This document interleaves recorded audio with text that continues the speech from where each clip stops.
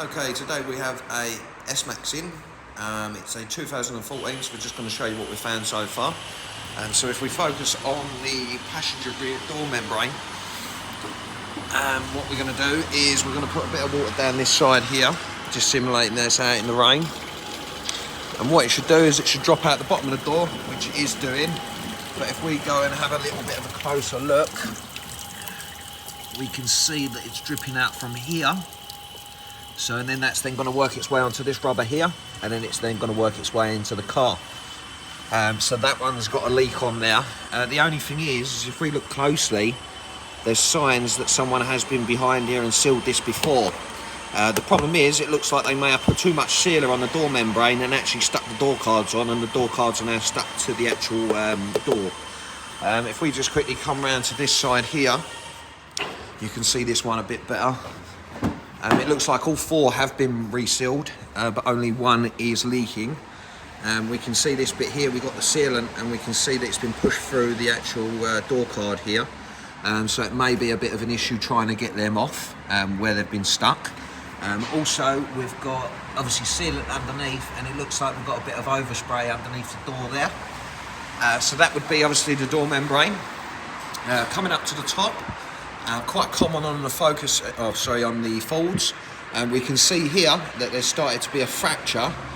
This side doesn't look that bad, but it is starting to fracture, so after time that will open up and let water in. If we come to the passenger side, we can see that it's fractured quite bad, so that's going to let water in, run down obviously the back of the C-pillar, and then it's going to then run into the car.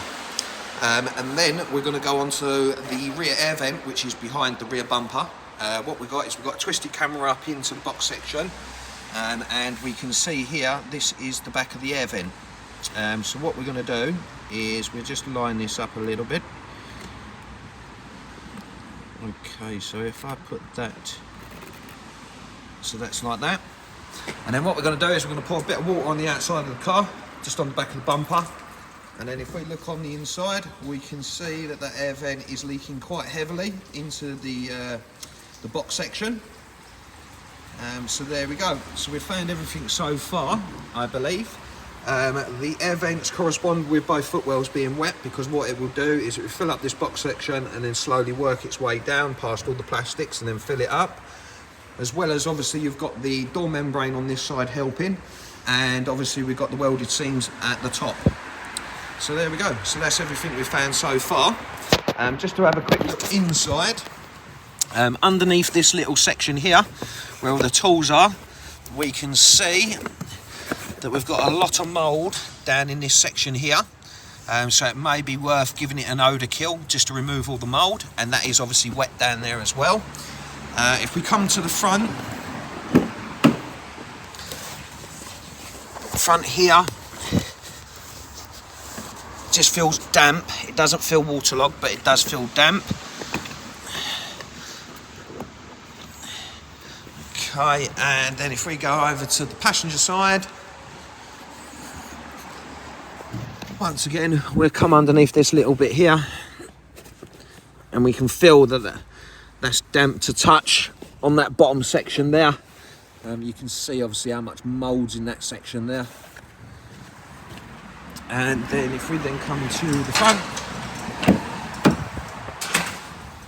okay, so what we're going to do is we're going to try and lift this carpet back a bit.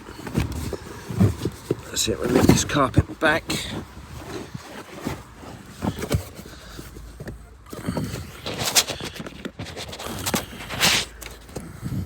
Right, okay, so it doesn't feel wet in the passenger front. But it's possible it hasn't reached obviously all the way down yet. So there we go.